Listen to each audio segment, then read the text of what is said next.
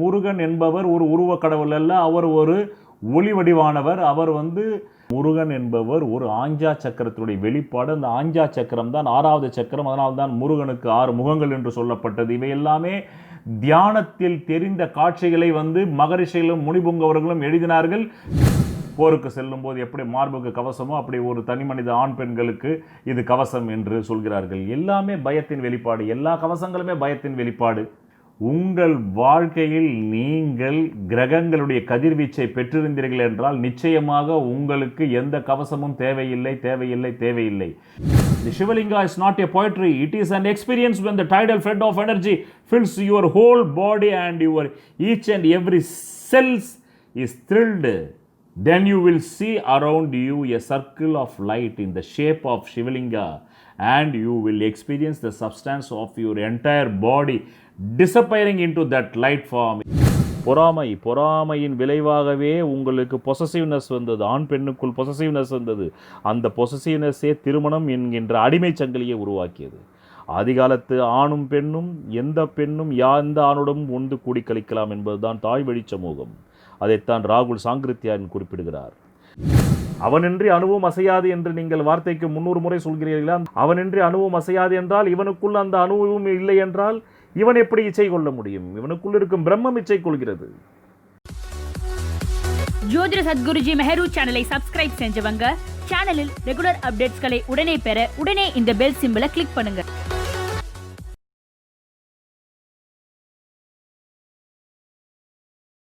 Gems என்றாலே அது Sahajo Rajneesh gems and jewels தான். எங்கள் யோகரத்தின ஆபரணங்களின் வகைகள்: யோகரத்தின மோதிரங்கள், யோகரத்தின காதணிகள், யோகரத்தின நெக்லஸ்கள், யோகரத்தின பிரேஸ்லெட்கள், யோகரத்தின ஒட்டியானங்கள், யோகரத்தின வளையல்கள், யோகரத்தின மாங்கல்யங்கள், யோகரத்தின ருத்ராட்சங்கள் மற்றும் யோகரத்தினங்கள் பதித்த பூர்வ புண்ணிய அதிர்ஷ்ட தெய்வ டாலர்களை உங்கள் ஜாதக தோஷங்கள் நிவர்த்தியாகி யோகமளிக்க புராதீன ஜோதிட விதிகளின்படி உலகிலேயே முதன்முறையாக செய்து தரும் ஒரே ஜெம்ஸ் அண்ட் ஜுவல்ஸ் எங்கள் Sahajo Rajneesh gems and jewels தான். எங்களுடைய யோக ஆபரணங்களை வேறு யாரும் செய்ய முடியாது.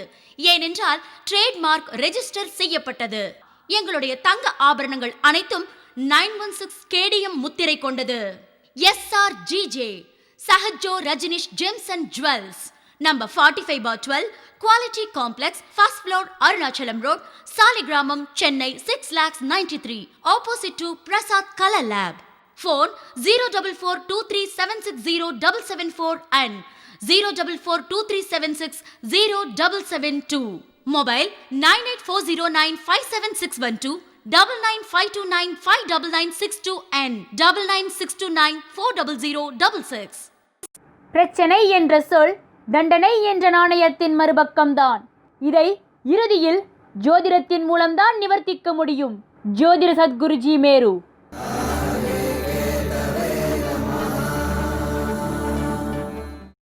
Charles Darwin theory, survival of the fittest. இதன் பொருள், தகுதியுடையது தப்பிப் பிழைக்கும். உங்கள் ஜனன ஜாதகம் இந்த கர்ம பூமியில் தப்பிப் பிழைக்குமா? அதற்கான கிரகபல தகுதியை உங்கள் ஜனன ஜாதகம் பெற்றிருக்கிறதா என்பதை எப்படி அறிவீர்கள்? அதற்காக உருவாக்கப்பட்டதுதான் இந்த அஸ்ட்ராலஜி தெரப்பி கிளாஸஸ். நீங்களும் உங்கள் ஜனன ஜாதக பலம் பலவீனத்தை அறிந்து உங்கள் வாழ்க்கையில் வெற்றி பெற இன்றைய அஸ்ட்ராலஜி தெரப்பி கிளாஸில் சேர்ந்து பயனடையுங்கள். பை ஸ்ரீ மகாமேரு ஜோதிட தியானாலயம் ட்ரஸ்ட். ஃபவுண்டர் ஜோதிட சத்குருஜி மேரு. உங்கள் வாழ்க்கையில் விடை காண முடியாத கேள்விகளுக்கு விடை சொல்ல வருகிறார். The one and only historical hat-trick success astrologer has now moved to Penta success astrologer in India. ஜோதிட சத்குருஜி மெஹரு தன் சுய ஜாதகத்தின் மூலம் விழிப்புணர்வு பெற்ற ஒரு மறைபொருள் ஞானி.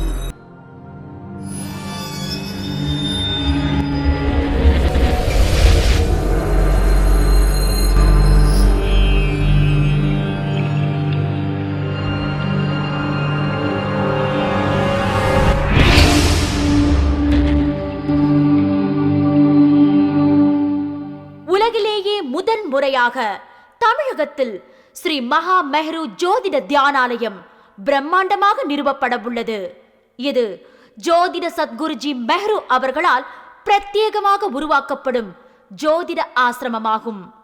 இது மனிதன் தன்னை தன் சாதகத்தின் மூலம் அறிந்து கொண்டு ஆத்ம சாதகனாக மாற்றும் கலையை பயிற்றுவிக்கும் ஜோதிட ஆசிரமமாகும். இந்துக்கள் தங்கள் மதத்தை வேதத்திலிருந்து பெற்றதாக சொல்கிறார் சுவாமி விவேகானந்தர். அந்த வேதத்தை உருவாக்கிய மகரிஷிகள் வேதத்தின் கண் ஜோதிடம் என்று உரைக்கிறார்கள். வேதம் என்ற சமஸ்கிருத சொல்லின் பொருள் வேத் என்றால் ஞானம், வித் என்றால் விதை. அந்த முடிவான பிரம்மத்தை மகரிஷிகள் தங்கள் ஞான அனுபவத்தால் உணர்ந்ததை, அறிந்ததை வேதம் என்று தலைப்பிட்டு இந்து மத விஞ்ஞான விதிகளை உருவாக்கினார்கள். நானும் என் பல பிறவி ஜோதிட ஞான அனுபவத்தால் உணர்ந்ததை, அறிந்ததை, பின் உணர்ந்ததையும் அறிந்ததையும் அனுபவித்ததை இனி ஒவ்வொரு வாரமும் இந்த சிறு முன்னுரையோடு ஆரம்பிக்கிறேன். காரணம், அப்பொழுதுதான் இந்த பதிவை புதிதாக பார்க்க வருபவர்களுக்கும் அது புரியும் என்பதால். நன்றி. ஜோதிட சத்குருஜி மெஹரு அவர்களே, இன்றைய ஆன்மீக பகுதியிலே நான் தெரிந்து கொள்ள விரும்புவது, உருவக் கடவுளர்களை பார்த்ததாக உலகெங்கிலும் உள்ள அனைத்து மதத்தை சார்ந்தவர்களும் கூறியுள்ளதாக நான் எல்லா ஆன்மீக இலக்கியங்களிலும் இறை தூதர்களால் எழுதப்பட்ட புனித நூல்களிலும் காண முடிகிறது. உதாரணத்திற்கு, கிறிஸ்துவர்கள் இயேசுவின் உருவத்தை பார்த்ததாகவும், இஸ்லாத்தில் நபிகள் நாயகத்திற்கு வானத்தில் இருந்து கடவுளின் அசரீரி கேட்டது, அதன் காரணமாகவே அவர் இறை தூதரானார் என்றும், மேலும் இந்துக்கள் சிவன், முருகன், பெருமாள், மேலும் தங்களின் இஷ்ட தெய்வத்தின் உருவத்தை பார்த்ததாக பல இந்து மத இறைவனை தேடிய அடியார்களும் கூறியிருக்கிறார்கள். இப்படி இவர்கள் தங்களுக்கு பிடித்த கடவுள் உருவங்களை பார்த்ததாக கூறுவது உண்மையா? உண்மை என்றால் அப்படிப்பட்ட உருவக் கடவுள்கள் உண்மையில் ஏதாவது ஒரு கிரகத்தில் வாழ்ந்து கொண்டிருக்கிறார்களா? இதன் உண்மை நிலைமையை விளக்கவும். உதாரணத்திற்கு, 15ஆம் நூற்றாண்டில் தமிழ்நாட்டில் வாழ்ந்த ஸ்ரீ முருகப்பெருமான் அடியார்களில் ஒருவரான பெரும் செல்வ சிறப்பான குடும்பத்தில் செல்லப்பிள்ளையாக பிறந்த அருணகிரிநாதர் என்பவரின் வாழ்க்கை வரலாற்றை நான் உற்று நோக்கும்போது அவர் வாழ்க்கையில் முரண்பட்ட அம்சங்களின் சங்கமம் இருப்பதை பார்க்க முடிகிறது. முரண்பாடு நம்பர் 1, அருணகிரிநாதருக்கு ஸ்ரீ முருகக் கடவுள் காட்சி தந்து அவரின் நாக்கிலே சரவணபவா என்னும் 6 எழுத்து மந்திரத்தை எழுதிய பின்னர்தான் அவர் அசாத்தியமான முருகக் கடவுளின் பக்தி பாடல்களை பாடியதாக சொல்லப்படுகிறது. 2வது முரண்பாடு, அருணகிரிநாதரே கந்தர் அனுபூதி 51வது பாடலிலே உருவாய் அருவாய் உளதாய் இளதாய் என்று தொடங்கும்படி பாடியுள்ளார்கள். இதன் பொருள், இறைவனானவன் ஆன்மீகத்தின் மேல்தளத்தில் இருந்து பார்க்கும்போது உருவத்தில் உள்ளதைப் போலவும் சில நேரங்களில் தோன்றுகிறது.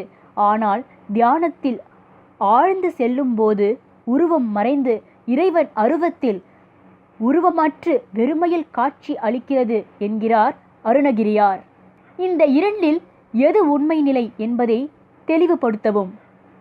3வது பெரும் ஆன்மீக முரண்பாடாக எனக்கு தெரிவது, அவரின் இளமை காலத்தில் அருணகிரிநாதர் மிகுந்த காம இச்சை உடையவராகவும், அசைவ உணவுகளின் மீது மிகுந்த பற்று கொண்டவராகவும், மேலும் அவர் அடக்க முடியாத காம வாசனையால் தவித்தவர் என்றும், புது புது தாசி பெண்களிடம் காம சுகம் அனுபவிப்பதில் தீராத வேட்கை கொண்டவர் என்றும், அதன் காரணமாக அவருக்கு தொழுநோய் ஏற்பட்டது என்றும், அப்படிப்பட்ட நேரத்திலும் அவர் தன் மனைவியிடம் உடலுறவு கொள்ள வற்புறுத்திய போது அவர் மனைவி இவரை வெறுத்து ஒதுக்கிய போது அருணகிரிநாதரின் மேல் மிகுந்த அன்பும் பாசமும் கொண்டு அவரை இளமையில் இருந்து வளர்த்து வந்த அவரின் மூத்த சகோதரி தன் தம்பிக்கு பல தாசி பெண்களிடம் சென்று தொழுநோய் வந்தும் இன்னும் தன் சுயநிலையை அறியாமல் இருப்பதைக் கண்டு மனவேதனை அடைந்து, தன் தம்பியின் நிலை கண்டு அவர் தன்னை உணரும் பொருட்டு, உனக்கு காமசுகம் வேண்டுமானால் உன் மனைவி உன்னை தொழுநோய் இருப்பதால் உன்னை வெறுத்து ஒதுக்கினாள் என்ன?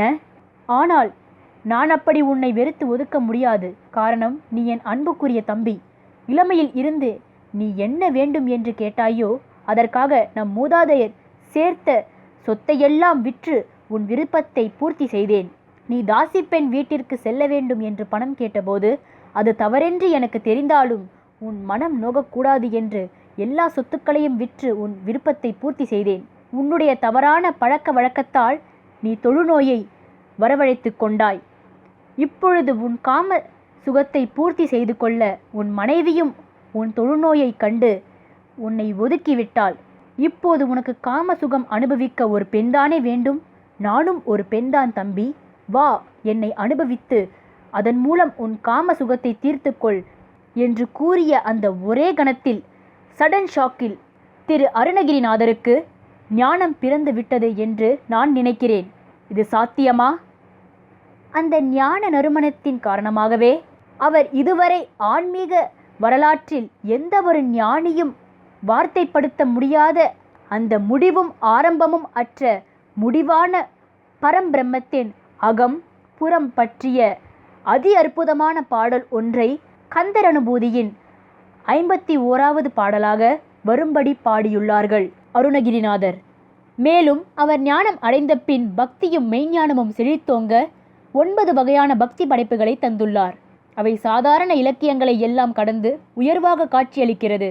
அவைகளின் விவரம்: 1 திருப்புகாஜ், 2 திருவகுப்பு, 3 கந்தர் அலங்காரம், 4 கந்தர் அனுபூதி, 5 கந்தர் அந்தாதி, 6 வேல் விருத்தம், 7 மயில் விருத்தம், 8 சேவல் விருத்தம், 9 திரு இருக்கா திருக்காய் என்னும் இந்த 9 வகையான பக்தி பாடல்களிலேயே மிகுந்த உச்சத்தின் உச்சமாக அந்த பிரம்மம் தரிசனத்தையே காட்சியளிக்கப்படுவதாக அமைந்துள்ளது அவரின் கந்தர் அனுபூதியின் 51வது பாடலான உருவாய் அருவாய் உளதாய் இளதாய் மறுவாய் மலராய் மணியாய் ஒளியாய் கருவாய் உயிராய் கதியாய் விதியாய் குருவாய் வருவாய் அருள்வாய் குகனே.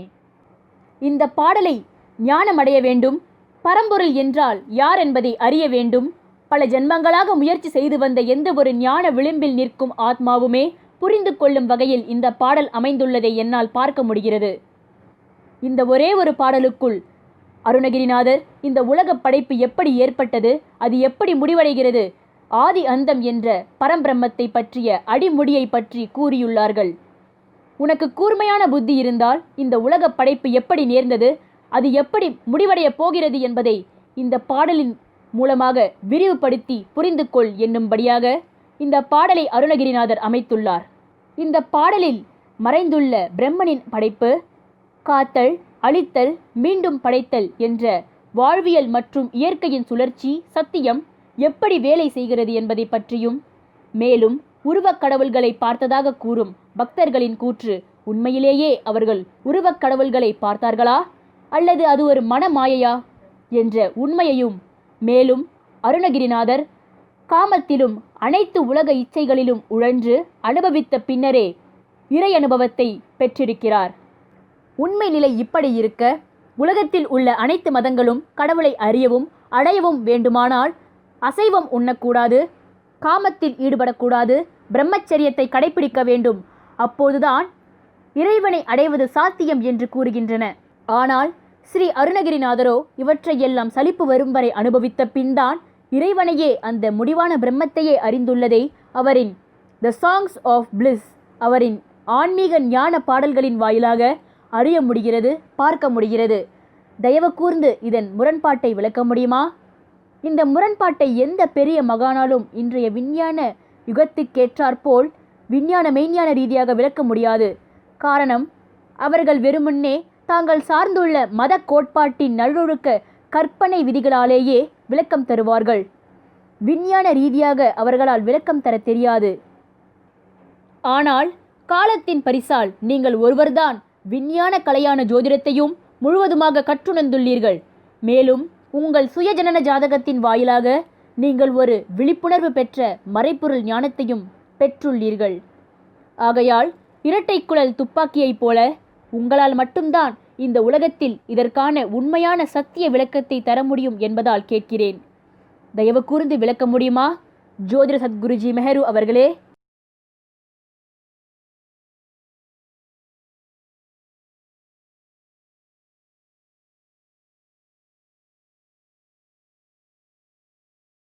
வணக்கம் என் உலகளாவிய ஜோதிட அன்பர்களே. அன்பிலே நான் தற்போது ஆன்மீகம் என்றால் காலமற்ற பாதை என்ற பகுதியிலே அருணகிரிநாதருடைய வாழ்க்கை வரலாற்றை பற்றி ஆராய்ந்து கொண்டிருக்கிறோம். அருணகிரிநாதருடைய வாழ்க்கையிலே காம, குரோத, லோப, மத, மாச்சரியம் இந்த 5 விஷயங்களையும் அனுபவித்த பின்னரும் அவரால் எப்படி முக்தி அடைந்து முடிந்தது, ஞானம் அடைய முடிந்தது, மோட்சம் அடைய முடிந்தது என்று நீங்கள் கேட்கின்றீர்கள். நன்றாக புரிந்து கொள்ளுங்கள். இந்த பூமிக்குள் நீங்கள் பிறப்பெடுத்து விட்டால் இந்த பூமியின் சட்டதிட்டங்களுக்கு நீங்கள் கட்டுப்பட்டுத்தான் செயல்பட வேண்டும். நான் பகவான் கிருஷ்ணன், நான் இயேசுநாதர், நான் நபிகள் என்று சொன்னால் நடக்கவே நடக்காது. நபிகள் நாயகத்திடம் ஒருவர் போய் கேட்டார், விதி என்று எதுவுமே இல்லை, எல்லாமே பேத்தல்தான். ஆகையால் விதி என்று ஒன்று இருப்பதாகவே எனக்கு தெரியவில்லை என்றார். அப்போது நபிகள் சொன்னார், எப்போதுமே பாமர மக்கள் படிக்காதவர்கள் சம்மட்டியால் மண்டையில் அடித்ததை போல் சத்தியத்தை உரைப்பார்கள். படித்தவர்கள் கொஞ்சம் நாவல்ட்டியாக ஓமானத்தை தருவார்கள். நபிகள் கல்வியறிவு பெறாதவர், ஆனாலும் விழிப்புணர்வு பெற்றவர். அவர் உடனடியாக என்ன செய்தார், உன் 2 காலில் ஏதாவது ஒன்றை தூக்கு என்றார். உடனே வந்த நபர் சட்டென்று அவர் ஞாபக மறதியால் வலது காலை ஊன்றி இடது காலை தூக்கியிருந்தால் நீண்ட நேரம் நின்றிருக்கலாம். ஆனால் அவரோ இடது காலை ஊன்றி வலது காலை தூக்கிவிட்டார். இப்பொழுது நபிகள் திரும்பி போய்கொண்டே இருக்கிறார் அவருடைய கடை தெருவுக்கு. உடனே இந்த ஆள் நபிகளே, என்ன இது விபரீதம், நீங்கள் ஏதோ ஒரு கணத்திற்கு நிற்க சொல்கிறேன் என்று நினைத்தேன், இப்படியே இருந்தால் அதுதான் உனக்கு கேள்விக்கான விடை, தயவு செய்து நீ உன் கேள்விக்கான விடையை தெரிந்து கொள்ள வேண்டும் என்றால் கால்களை கீழே இறக்கவே கூடாது என்றார். பிறகு அந்த மனிதனால் ஒரு 10-20 வினாடிகளுக்கு மேல் இருக்க முடியவில்லை, இறக்கிவிட்டான். அப்போதுதான் சொன்னார், முதல் காலை தூக்கும் போதே எந்த காலை தூக்க வேண்டும் என்று நீ யோசித்திருக்க வேண்டும். அதுவரையிலும் தான் உனக்கு உரிமை இந்த இயற்கை அளித்திருக்கிறது. ஒரு காலை தூக்கிவிட்டால் மறு கால் இந்த பூமியை உடனே அழுத்தியாக வேண்டும். அதுதான் புவியீர்ப்பு விதி. ஆக விதி என்பது இதுதான். இப்பொழுது கூட சர்ச்சை ஓடிக்கொண்டிருக்கிறது. முருகப்பெருமானுடைய கந்த சஷ்டி கவசத்தை பற்றி இழிவாக பேசிவிட்டார்கள் என்று. பொதுவாக இந்த மக்கள் முருகனையே யார் என்று நினைத்து கொண்டிருக்கிறார்கள் என்று எனக்கு தெரியவில்லை. முருகன் என்பது ஒரு உருவம் அல்ல. நன்றாக நீங்கள் நினைவிருங்கள், கிருஷ்ணன் என்பது ஒரு உருவம். அவர் பிறந்தார், அவர் வாழ்ந்தார், அதற்கான வரலாறு உண்டு. அவர் பகவத்கீதை உரைத்ததற்கான வரலாறு உண்டு. நன்றாக நீங்கள் நினைவில் வைக்க வேண்டும். ஆனால் முருகன் என்பது ஒரு மிகப்பெரிய ஆஞ்சா சக்கரத்தின் வெளிப்பாடு. அதனால்தான் சிவபெருமானுடைய நெற்றிக் கண்ணிலிருந்து அவர் தோன்றியதாக வரலாறு சொல்கிறது. கிருஷ்ண பரமாத்மா நெற்றிக் கண்ணிலிருந்து தோன்றியதாக வரலாறு சொல்லவில்லை. அவர் தேவகையின் கருவில் புகுந்து வெளிவந்தவர், ஒரு தாயின் கருவறையிலிருந்து வெளிவந்தவர். ஆனால் முருகப்பெருமான் ஒரு தாயின் கருவறையிலிருந்து வெளிவந்தவர் அல்ல. நாம் கடவுள் என்று சொன்னவுடன் நாம் நம் மொழியில்தான் புரிந்து கொள்ள வருகின்றோம். சிவபெருமானுடைய 6வது சக்கரமான ஆஞ்சா சக்கரத்தினுடைய வெளிப்பாடே அந்த ஆஞ்சா சக்கரம்தான் முழு விழிப்புணர்வு. அதனால்தான் சுப்பிரமணியர் என்ற வார்த்தையின் பொருளே விழிப்புணர்வு என்று அர்த்தம். ஆக நாம் எல்லாவற்றையுமே பொயற்றியாகவே புரிந்து கொண்டதனுடைய மிகப்பெரிய தவறு இப்படிப்பட்ட வேற்று மதத்தினரும் இப்படிப்பட்ட நாத்திகவாதிகள் என்று சொல்லக்கூடிய அந்த கருப்பர் கூட்டமும் தரக்கூடிய பதில்களுக்கு திணறுகிறீர்கள். சரி, இப்போது இந்த கருப்பர் கூட்டம் என்பது அவர்களை கைது செய்யும் போது நான் கூட காணொலியில் பார்த்தேன். நாங்களும் இந்துக்கள் தான், என் தாத்தா இந்து, பாட்டன் இந்து, இருந்தாலும் நீங்கள் எங்களை சூத்திரர்கள் என்று சொல்லி எங்களை கோவிலுக்குள் நீங்கள் விடவில்லை. அந்த கோபத்தில் தான் நாங்கள் இப்பொழுது உங்களுடைய கந்தசஷ்டி கவசத்தை பாலதேவராயன் என்பவர் எழுதியதில் சேரில முளைமார் தன்னை கந்தவேல் காக்கட்டும் என்று வருகிறது என்பதை பற்றி சர்ச்சை எழுந்திருப்பதாக. நான் அதை பற்றி முழுவதாக நான் அந்த வீடியோவை பார்க்கவில்லை, பார்க்கவும் விருப்பமில்லை. ஏனென்றால் அதில் என்ன இருக்கும் என்று தெரியும் எனக்கு. இதற்காக ஆக்ஸ்போர்ட் பல்கலைக்கழகத்தில் போய் படிக்க வேண்டிய அவசியம் இல்லை. இவை எல்லாமே ஆத்ம ஞானம் பெற்றவர்கள் உருவகப்படுத்தினார்கள். பின் வந்த மதவாதிகளுக்கு ஆத்ம ஞானம் இல்லை, வெறும் உருவத்தை பிடித்து கொண்டார்கள், அருவத்தை விட்டு விட்டார்கள். அப்படித்தான் இப்போது அருணகிரிநாதரும் கேட்கிறார்கள், எப்படி அவர் காமம் அனுபவித்தார், தாசி பெண்களிடம் போனார், அவர் எப்படி முருகப்பெருமானுடைய தரிசனத்தை கண்டார். பிறகு நான் அதை பற்றியெல்லாம் பின்னாடி சொல்லப் போகின்றேன். இருந்தாலும் இப்போது இந்த சர்ச்சை இப்போது இந்த சோஷியல் மீடியாவில் ஓடிக்கொண்டிருக்கிறது அல்லவா, அதற்காக இதை நான் தருகின்றேன். முதலில் முருகன் என்பவர் ஒரு உருவ கடவுள் அல்ல, அவர் ஒரு ஒளி வடிவானவர். அவர் நம்முடைய மூலாதாரம், சுவாதிஷ்டானம், மணிபூரகம், அநாதகம், விஷுக்தி, ஆஞ்சா என்கின்ற நாம் இரு நெற்றிக்கு நடுவிலே, இரு புருவங்களுக்கு நடுவிலே திலகம் வைப்பார்கள் நம்ம இந்து பெண்கள். அதை பற்றி நான் ஏற்கனவே என் பதிவில் போட்டிருக்கிறேன். நெற்றி திலகம் விடுதலின் ரசவாத விஞ்ஞானம் என்று அதை போய் பாருங்கள். அதனால் முருகன் என்பவர் ஒரு ஆஞ்சா சக்கரத்தினுடைய வெளிப்பாடு. அந்த ஆஞ்சா சக்கரம் தான் 6வது சக்கரம். அதனால்தான் முருகனுக்கு 6 முகங்கள் என்று சொல்லப்பட்டது. இவை எல்லாமே தியானத்தில் தெரிந்த காட்சிகளை மகரிஷிகளும் முனிபுங்கவர்களும் எழுதினார்கள்.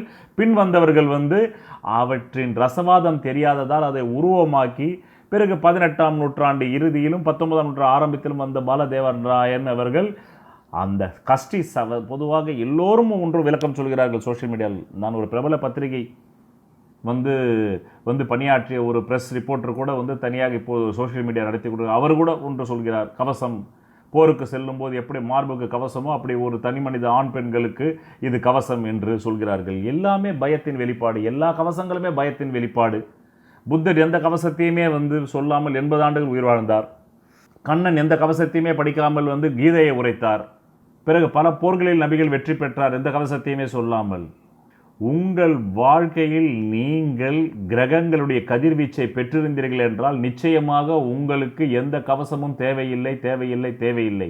இந்த உலகத்தில் எழுதப்பட்ட எல்லா புனித நூல்களும், இந்த உலகத்தில் எழுதப்பட்ட எல்லா மறை நூல்களுமே உங்கள் பயத்தின் வெளிப்பாடு. உங்கள் பயத்தின் வெளிப்பாடு. எல்லா கவசங்களுமே உங்கள் பயத்தின் வெளிப்பாடு. ஒரு காலத்திலே அலோபதி வளர்ச்சி பெறாத போது மார்பக புற்றுநோய் வந்தால் என்ன செய்வதென்றே தெரியாது. அப்போது சேரில முளைமார் தன்னை திருவேல் காக்கட்டும் என்று பாடினார் பாலதேவராயன். அதில் என்ன தவறு இருக்கிறது என்று எனக்கு ஒன்றுமே தெரியவில்லை.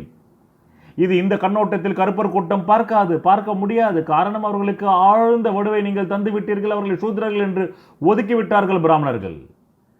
ஒரு சூத்திரனுடைய நிழல் தங்கள் மீது படக்கூடாதாம். என்ன ஆணவம் இது!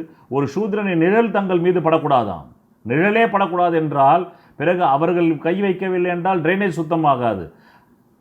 ஆக நான் பிராமண வைஷ்ய சத்திரிய சூத்திரனை பற்றி என்ன ரசவாத விஞ்ஞானம் என்று பேசியிருக்கிறேன். உங்கள் உடம்பிலே சனிதான் சூத்திரன். அப்படி என்றால் நீங்கள் உங்களுடைய உடம்பில் இருக்கக்கூடிய எல்லா விதமான நரம்புகளையும் எல்லா விதமான எலும்புகளையும் அறுவை சிகிச்சை மூலம் வெளியேற்றி விடுவீர்களா? ஒரு வகையில் பார்த்தால் நம்முடைய அனைத்து சமூகமே சூத்ர சமூகம்தான். காரணம், 10 மாதம் ஒரு குழந்தை தாயின் கருவறையிலே உமிழ்நீரிலே தத்தளிக்கிறது.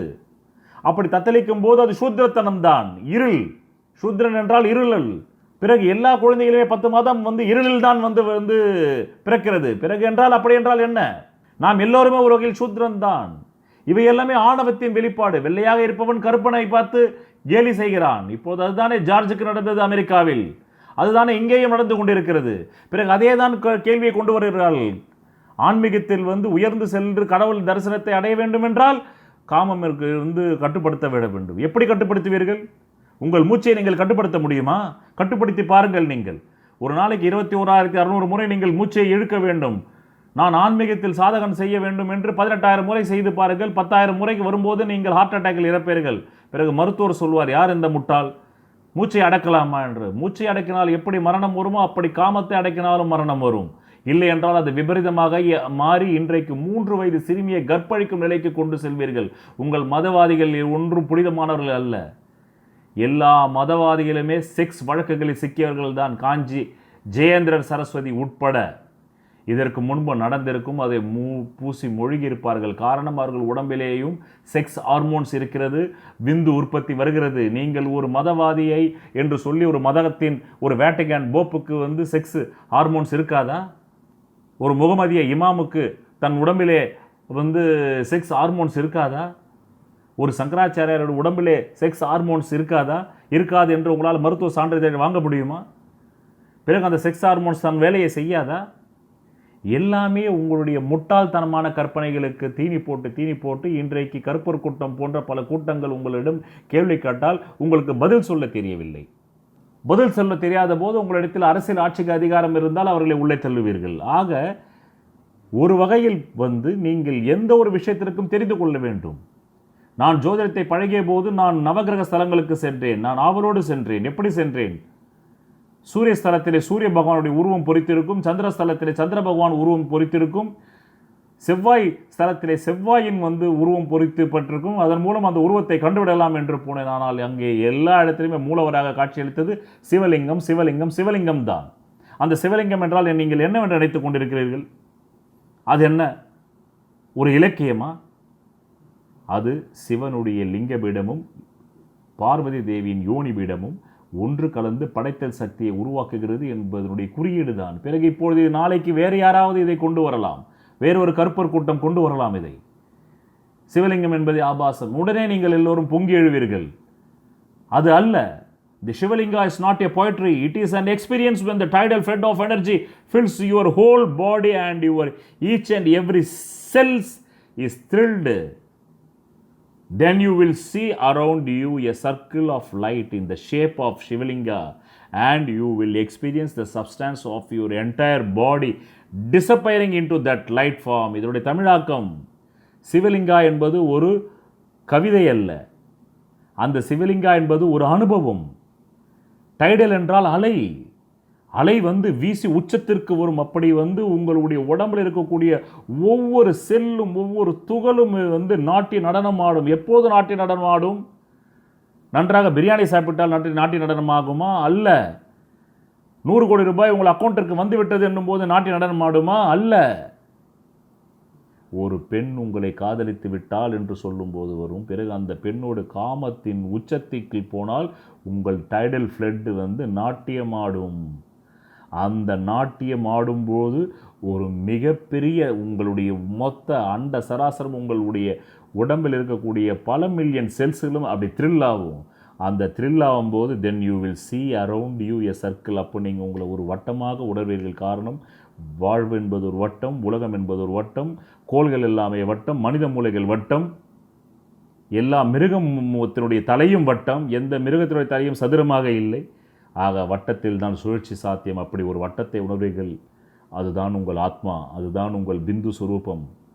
Then you will see around you a circle of light in the shape of Shivalinga and you will experience the substance of your entire body disappearing into that light form. Only a egg shaped. அது ஒரு முட்டை வடிவில் இருக்கும். அதனால் தான் சிவலிங்கத்தை முட்டை வடிவில் நாம் மேலே வைக்கின்றோம். Only an egg shaped form of light will remain. No eyes, அதற்கு கண்கள் இல்லை. No nose, அதற்கு மூக்கில்லை. No hands, அதற்கு கைகள் இல்லை. All will disappear. எல்லாமே disappear ஆகிடும். This is the shape of your soul. இதுதான் உங்களுடைய வந்து சோல், அந்த சோலுடைய ஷேப், ஆத்மாவின் ஷேப் இது. The shining egg shaped form. The day you entered into your mother's womb, உங்கள் தாயின் கருவறைக்குள் நீங்கள் இப்படித்தான் புகுந்தீர்கள். It was a Shivalinga shaped point of light that actually entered. The body you acquired afterwards. உடல் அப்புறமா வந்தது, சக்தி அப்புறமா வரா. சிவன் முதல்ல உள்ள போனாரு. In the womb. Then when you leave the body, நீங்கள் மீண்டும் இறக்கும் பொழுது death happens. It has happened earlier also. அது முன்பே கூட நடக்கலாம். The body, your form will be left lying behind here. உங்களுடைய சவம் அப்படி கீழே படுத்திருக்கும். இந்த சிவலிங்கா என்ற the lustrous point of light இருக்கு பாருங்க. நீங்கள் இவ்வளோ நாள் அனுபவிச்சிங்கள இந்த காமம் என்ற அந்த லைட், அது மட்டும் அப்படியே மேலெழுந்து மீண்டும் அடுத்த பிரயாணத்துக்கு தயாராகும். இன்னொரு தாயினுடைய ஊம்பு எங்கே வந்து இன்னொரு தாய் வந்து தந்தையும் சேர்ந்து கலவில் ஈடுபட்டு அவர்கள் வந்து ஒரு பிண்டத்தை உருவாக்கி வைத்திருக்கிறார்களோ, அது 5ஆம் மாதம் போய் உயிர் உள்ளே போகுதுன்னு இன்றைக்கி மருத்துவம் சொல்லுது. அன்றைக்கே ஜோதிடம் சொல்லிச்சு ஒவ்வொரு கிரகங்களும் காரணம்னு. அதனால்தான் நீங்கள் நவகிரக ஸ்தலத்துக்கு எங்கே போனாலுமே நீங்கள் அந்த நவகிரக ஸ்தலத்துடைய உருவத்தை பார்க்க முடியாது. மூலவர் வந்து சிவலிங்கமாக தான் இருக்கும். அதுக்கப்புறமா பிற்காலத்தில் இந்த மக்களுக்கு உருவத்தை கையில் கொடுத்தா தான் திருப்தியாக வந்து அவன் சேத்ராடனத்தை முடிச்சுக்கிட்டு வீட்டுக்கு வருவான். அங்கே உருவம் இல்லைன்னா வரமாட்டான். தனக்கு ஏதோ வேண்டுனது நடக்காதுன்ற மாதிரி அவநம்பிக்கை வரும். ஏனென்றால் மனம் வந்து நினைத்ததைத்தான் உடல் செயல்படுத்தும். மனதின் மிகவும் கீழ்ப்படிந்த வேலைக்காரன் உடல். அதனால் மனத்தை பலமாக்குவதற்காகத்தான் முருக கடவுளுக்கு உருவம் தரப்பட்டது, சிவனுக்கு உருவம் தரப்பட்டது, பார்வதி தேவிக்கு உருவம் தரப்பட்டது, இந்து மதத்தில் உள்ள அனைத்து பெருமாளுக்கும் விஷ்ணுவுக்கும் உருவம் தரப்பட்டது.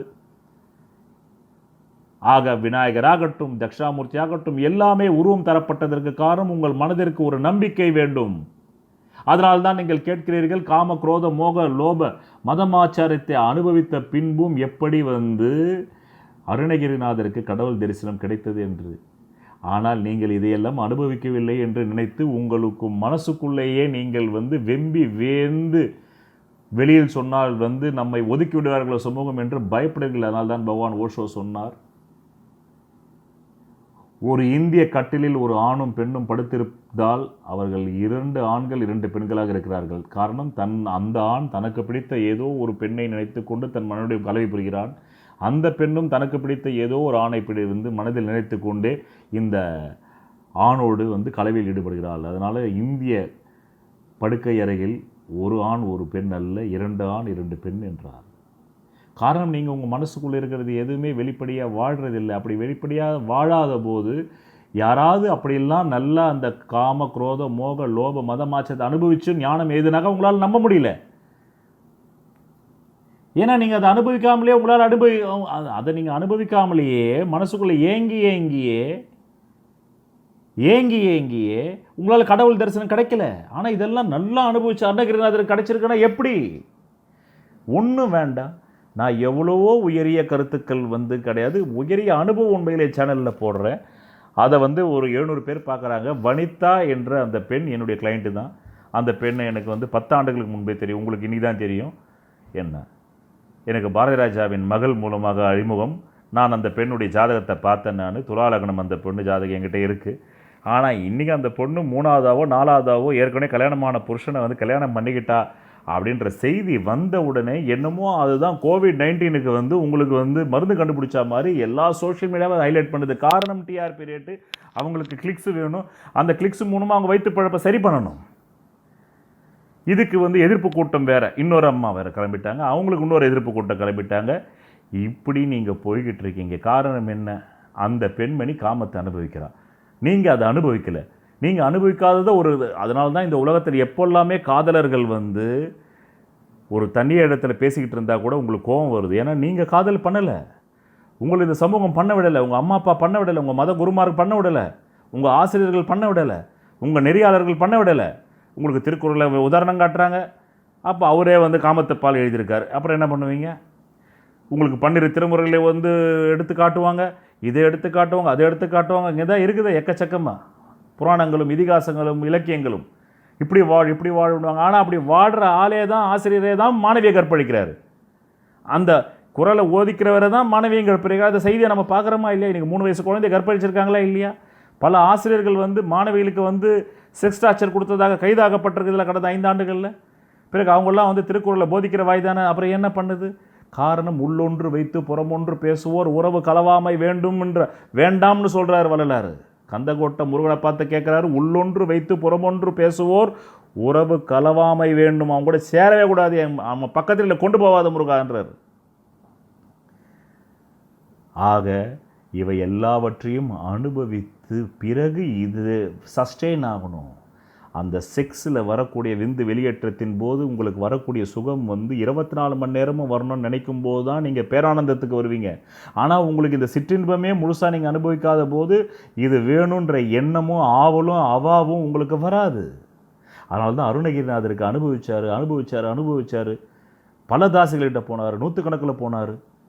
8000 பெண்களை போகிச்சிருக்கார் போகர் என்ற முனிவர். அவருடைய சிஷ்யன் தான் புலிப்பானை. அந்த போகர் தான் முருகருடைய சிலையை பிரதிஷ்டை பண்ணார். பழனியில் வரலாறு இருக்குது. அதுக்காக நீங்கள் அந்த முருகர் சிலையை தூக்கி வெளியே போட்டுருவீங்களா? போகர் 8000 பெண்களை போகிச்சார்ப்பா. அவர் போகிச்சது தான்ப்பா இந்த முருகர். நான் கும்பிட மாட்டேன்னு யாராவது சொல்கிறீங்களா?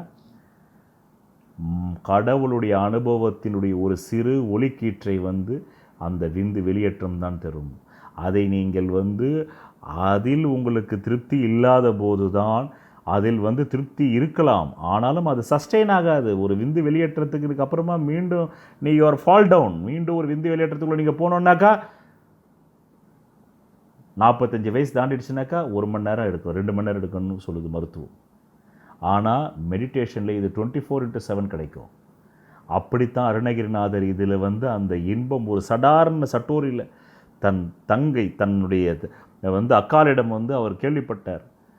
உனக்கு காமந்தானே வேணும், இதுக்கு என்னையே நீ பயன்படுத்திக்கோ அருணகிரினை, என்னையே நீ பயன்படுத்திக்கோ அருணகிரிநாதா அப்படின்னு அந்த அக்கா சொல்லும்போது தான் அவருக்கு சட்டோரி வருது. சட்டோரினா ஒரு கணத்தில் விழிப்பு, சடன் தண்டர் ஆஃப் ஃப்ளாஷ் வருது. அதுக்கு முன்னாடி அவர் அனுபவிச்ச அத்தனை காமமும் வந்து சஸ்டெயின் ஆகலை. சஸ்டெயின் ஆகாதனால தான் மீண்டும் அக்கா கிட்ட பணம் கேட்குறாரு. தொழுநோய் இருந்தாலும் நான் போகிறேன் தாசிக்கிட்டேன்னு போது இந்த சடன் ஷாக்கு அதில் வந்து நம்மளால் வந்து நிவர்த்தி பெற முடியல. இன்னொன்று அருணகிரிநாதருடைய ஜாதத்தில் சுக்கிரனும் செவ்வாயும் சேர்க்க, சுக்கிரன் செவ்வாய் யார் ஜாதத்தில் சேர்ந்தாலும், அந்த மகானாக இருந்தாலும், போப்பாக இருந்தாலும், இமாமாக இருந்தாலும் கட்டுக்கடங்காத காமத்தில் அவர்கள் அலைவார்கள். அதுவும் கூட சனியும் சேர்ந்துருச்சு அவருக்கு. அப்போ காமத்தினுடைய அடிமுடியை பார்க்குற ஜாதகம் வந்து சுக்கிரன், செவ்வாய், ராகு, சனி சேர்க்கை இருந்தால் அவர்கள் மாத்திரமே அருணகிரிநாதரை போல் காமத்தின் அடிமுடியை பார்ப்பார்கள். தனுசு லக்னத்தில் பிறந்த அருணகிரிநாதருக்கு 10ல் செவ்வாய், சுக்கிரன், 4ல் சனி. நான் மட்டும் ஜோதிடம் கற்றுக்கொள்ளாமல் போயிருந்தால் இந்த மதவாதிகளின் பேச்சை கேட்டு நான் அஞ்ஞானியாக போயிருப்பேன். ஆக ஜோதிடத்தை தெரிந்து கொண்ட பின்தான் எனக்கு ஆன்மீகமே புரிகிறது, ஆன்மீகத்தினுடைய அடியாழமே புரிகிறது. ஆக அருணகிரிநாதர் காம, குரோத, மோக, லோப, மதமாச்சாரத்தை அடைந்து ஞானத்தை பெறவில்லை. அருணகிரிநாதருக்கு முன்பு யாரெல்லாம் கடவுள் தரிசனம் பெற்றார்களோ அவர்களும் அதை காம, குரோத, மோக, லோப, மதமாச்சாரத்தை அனுபவித்த பிறகே கடவுள் தரிசனத்தை பெற முடியும். கடவுள் தரிசனம் என்றால் உங்களுக்கு கர்ணன் படத்திலே கிருஷ்ண பரமாத்மா வந்து ஆளுயரமாக நின்று என்டி ராமாராவ் கொடுத்தார தரிசனம் அப்படி நினைத்து கொண்டிருக்கிறீர்களா? அது திரைப்படம், கற்பனை, பொய். இந்த விந்து வெளியேற்றம் வெளிவருகிறதே ஒரு கணத்தில் உங்களுக்கு எண்ணங்களற்ற நிலை வருகிறது. அதே எண்ணங்களற்ற நிலைதான் உங்களுக்கு தியானத்தில் 24x7 வரும். அதுதான் கடவுள் தரிசனம். அதைத்தான் அவர் கண்டார். அந்த 24x7 மதிமயக்கத்தில் தான் அவர் உருவாய், அருவாய், உளதாய், இளதாய், மறுவாய், மலராய், மணியாய், ஒளியாய், கருவாய், உயிராய், கதியாய், விதியாய், குருவாய், வருவாய், அருள்வாய், குகனே என்று பாட முடிகிறது அவரால். வேறு யாராலும் பாட முடியவில்லை. காரணம், அவர்களுக்கு காமத்தின் உச்ச அனுபவம் இல்லை. இன்னொன்று இன்றைக்கு உளவியலாளர்கள் கண்டுபிடித்திருக்கிறார்கள், யார் ஒருவர் காமத்தின் உச்சத்தை அடைகிறார்களோ அவர்கள் அதிபுத்திசாலிகளாக இருப்பார்கள் என்று. அருணகிரிநாதர் அதிபுத்திசாலி. காரணம், புத்திசாலித்தனம் வேலை செய்வதற்கே உங்களுக்கு இருப்பது இயற்கை 100-150 சக்திகளை தரவில்லை, ஒரே ஒரு சக்தியை தான் தந்திருக்கிறது, அது காமம் என்ற வடிவில். அதை நீங்கள் எப்படி வேண்டுமென்றால் திருப்பலாம். அறிவியலில் திருப்பலாம், விஞ்ஞானத்தில் திருப்பலாம், ஆங்கில புலமையில் திருப்பலாம், நீங்கள் நினைத்த திறமையில் அதை திருப்பலாம். அருணகிரிநாதர் ஆன்மீகத்தின் பக்கம் திரும்பினார், ஐன்ஸ்டீன் விஞ்ஞானத்தின் பக்கம் திருப்பினார். ஐன்ஸ்டீன் ஜாதகத்திலும் சுக்கிரன் உச்சம். சுக்கிரன் தான் காமத்துக்கு அதிபதி, அவரே மூளைக்கும் அதிபதி. இதையெல்லாம் நான் என் அனுபவத்திலிருந்து பேசுகின்றேன், ஏதோ புத்தகத்தை படித்துவிட்டு பேசவில்லை. ஆக இன்றைக்கு ஓடிக்கொண்டிருக்கும் சர்ச்சைக்கும் காரணம், இந்த வனிதா சர்ச்சைக்கும் காரணம் என்ன தெரியுமா? 5,50,000 சப்ஸ்கிரைபர்கள் அந்த சேனலில். நான் சத்தியத்தை பேசுகின்றேன், ஆன்மீகத்தை பேசுகின்றேன், காலப்பாதை பேசுகின்றேன், காலமற்ற பாதை பேசுகின்றேன். ஆனால் இங்கே 1,32,000 பேர். ஆனால் இந்த மக்கள் அங்கே போய் அவளுக்கு பாடம் புகட்டுகிறார்கள். நீங்கள் யார் யாருக்கும் பாடம் புகட்டுவதற்கு? உங்களுக்கு யார் அந்த அதிகாரத்தை தந்தது? அதற்கென்று சட்டம் இல்லையா? அதற்கென்று கோர்ட் இல்லையா? கோர்ட்டை நீங்கள் கையில் எடுப்பீர்களா? காரணம், உங்களுக்கு நிறைவேறாத காமம் உங்கள் மனதிலும் உள்ளத்திலும் இருக்கிறது. அதை வனிதா என்ற ஒரு நடிகை அதை தீர்த்து கொள்கிறாள். கோபம் வருகிறது அவள் மீது. நாங்கள் அனுபவிக்காதது நீங்கள் எப்படி அனுபவிக்கலாம்? நாங்கள் எல்லாம் சட்டம் என்று அனுபவிக்காமல் போனோமே, நீ மட்டும் எப்படி அனுபவிக்கிறாய்? இதேதான் எல்லா காதலர்களும் காதலித்தாலும் அந்த வீட்டின் பெற்றோர்களுக்கு கோபம் வருகிறது. காரணம், அவர்கள் அந்த காமத்தை அனுபவிக்கவில்லை தங்கள் வயதில்.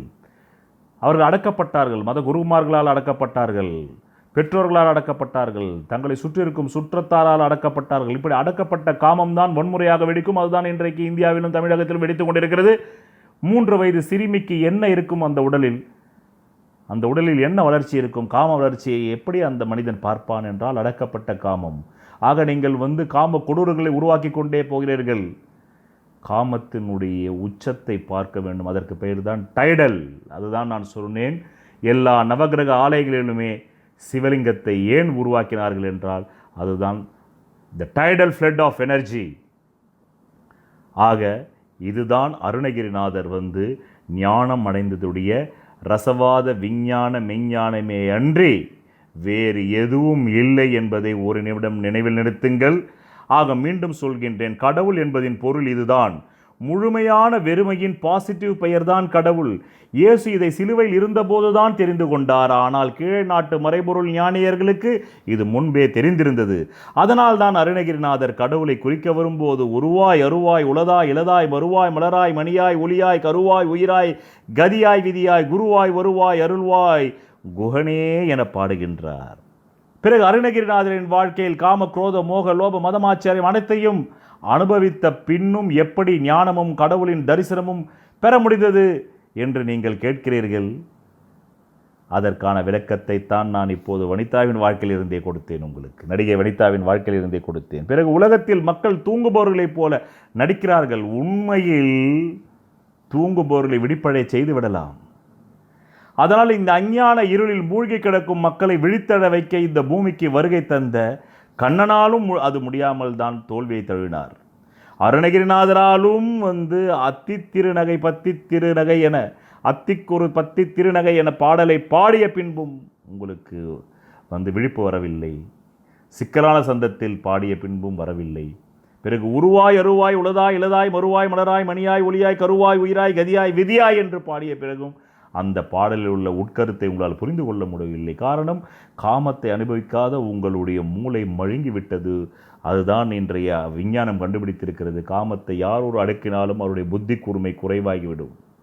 காரணம், அது உங்களுக்கு இயற்கை தந்த ஒரு மிகப்பெரிய வரப்பிரசாதம். பகவான் ஓஷோ ஒரு புத்தகத்தை எழுதினார், காமத்திலிருந்து கடவுளுக்கு என்று, from sex to super consciousness. அதை படித்துவிட்டு 77 வயதில் ஒரு மனிதர் பகவான் ஓஷோவிடம் கேட்கிறார், நீங்கள் உங்களுடைய sex is the door to super nature என்ற அந்த புத்தகத்தை படித்தேன். Sex is the door to super conscious படித்தேன். அதை போன்ற அனுபவங்கள் எங்கள் வாழ்க்கையில் எதுவுமே நடக்கவில்லை என்னும்போது பகவான் சொன்னார், that book is not for 70s, that book is for 17 அப்படின்றார். அந்த 17ல் நீங்கள் இதை அனுபவிக்கலை. ஏன்னா அப்போ தான் காமம் அப்படி உச்சத்தில் நிற்கும். அப்போ தான் அந்த டைடல் ஃப்ளட் ஆஃப் எனர்ஜி அப்படி நிற்கும். அந்த சிவலிங்கத்தினுடைய அந்த லஸ்ட்ரஸ் லைட் நிற்கும். அப்போ நீங்கள் அனுபவிக்கலை. அப்போ நீங்கள் கூழாங்கல்ல தேடுறதுக்காக உங்கள் பெற்றோர்கள் உங்களை தள்ளி விட்டாங்க. எம்பிபிஎஸ் போ, இன்ஜினியரிங் போ. இப்போ என்னிடத்தில் நிறைய எம்பிபிஎஸ் வராங்க, டைவர்ஸ். நிறைய இன்ஜினியர்ஸ் வராங்க, பொண்டாட்டி டைவர்ஸ். காரணம், பொண்டாட்டிக்கு எங்கே தொட்டாக்கா அவளுக்கு உணர்ச்சி வரும்ன்றது கூட இந்த மனிதனுக்கு தெரியல. இவன் கைகள் மவுசையும் அந்த கீபேடையும் தான் பதம் பார்த்துருக்கிறத தவிர ஒரு பெண்ணின் உடம்பை எப்படி பதம் பார்க்கணுன்ற அந்த கைகளுக்கு தெரியல, அந்த விரலுக்கு தெரியல. பிறகு எப்படி மனைவி கூட வாழ்வா? ஒரு டபுள் டிகிரி படித்த பிராமண பையனுடைய ஆண் உறுப்பில் ஒரு பொண்ணு எட்டி உதச்சிட்டு டைவர்ஸ் கேட்டு போயிருக்கான்னா அவள் எவ்வளோ டென்ஷன் ஆகிருப்பான். அந்த ஆண் உறுப்பு அவன் வச்சுக்கிட்டு அதை ஒரு எந்த பயன்பாடும் இல்லாமல் அவள் பார்த்துருந்தான்னா அந்த பெண்ணு அதிலே உழைச்சிருப்பாங்க. அவர் இந்தியன் பேங்குடைய சீனியர் மேனேஜர், ஒரு பிராமணர், 10 ஆண்டுகள் முன்பு என்னிடத்திலே வந்தார். நான் அவருக்கு ஜோதிடம் பார்த்தேன். ஆக அருணகிரிநாதராலும் விழித்தெழ வைக்க முடியாமல் தோல்வியைத்தான் தழுவினார். புத்தரும் தம் வாழ்நாளில் 40 ஆண்டு காலமாக இந்த மக்களை விழித்தெழ வைக்க உரையாற்றினார். ஆனாலும் அவராலும் இந்த மக்களை அஞ்ஞானத்திலிருந்து விழித்தெழ வைக்க முடியவில்லை. கண்ணன் இந்த பூமிக்குள் இன்னொரு அவதாரம் எடுத்து மீண்டும் கீதையை உரைத்து இந்த உலக மக்களை விழித்தெழ வைக்க முயற்சித்தாலும் அந்த கீதையின் பயனாக இந்த மக்கள் விழித்தெழ மாட்டார்கள். காரணம், இவர்கள் விழித்தெழ வேண்டும் என்ற எண்ணமே துளி அளவும் இல்லாதவர்கள். விழித்தெழ வேண்டும் என்ற எண்ணம் உள்ளவனுக்கு எந்த கீதையும் குரானும் பைபிளும் புனித நூலின் அவசியமும் தேவையும் துணையும் இல்லாமலேயே விழித்தெழ முடியும். சூரியன் தானாகவே உதிக்கிறது என்பதைப் போல இதற்கு தேவை இயற்கை அளித்த கண் பார்வை, அவ்வளவே. கீதையை எந்த பல்கலைக்கழகத்தில் போய் படித்துவிட்டு கண்ணன் கீதையை உரைத்தார்? எந்த பல்கலைக்கழகத்தில் பைபிளை படித்துவிட்டு இயேசுநாதர் பைபிளை உரைத்தார்? எந்த பல்கலைக்கழகத்தில் போய் படித்து பட்டம் பெற்ற பின் நபிகள் குரானை உரைத்தார்? அவர்கள் வெறுமனே உண்மையை நேருக்கு நேர் எதிர்கொள்ளும் துணிச்சலையும் ஆற்றலையும் பெற்றிருந்தார்கள். அந்த உண்மை அவர்களை எங்கே கொண்டு செல்கிறதோ அங்கே சென்று அதனின் அடியையும் முடியையும் பார்த்து தரிசித்து தெளிவடையும் துணிச்சலையும் சாகச தன்மையையும் பேராற்றலையும் பெற்றிருந்தார்கள். ஆனால் இன்று உலகில் உள்ள 99% முட்டாள் மக்களும் ராசி பலன் சொல்ல வரும் ஜோதிடர்கள் கூட கெட்டதாக இருந்தாலும் கூட அதையெல்லாம் மறைத்து வைத்துவிட்டு தங்களுக்கு நல்லதையே சொல்ல வேண்டும் என்று கட்டளையிடுகிறார்கள்.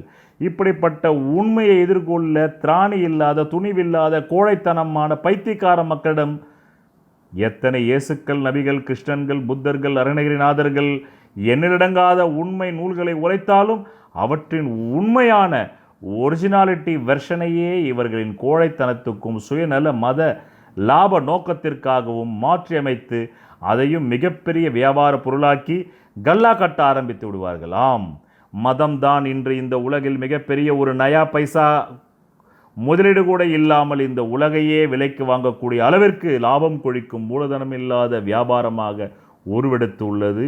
இன்று மட்டுமல்ல, கடந்த காலத்திலும் அதேதான், எதிர்காலத்திலும் அதேதான். இப்படிப்பட்ட பைத்தியக்கார மக்களிடம்தான் அரசியல், ஆட்சி, அதிகாரங்கள் வானளாவிய அளவில் குவிந்துள்ளது. காரணம், ஒரு மதவாதி தன்னுடைய மதத்தில் உள்ள அனைத்து உறுப்பினர்களையும் கொண்டு அடமானம் வைத்து விடுகின்றான் அரசியல்வாதியிடம்.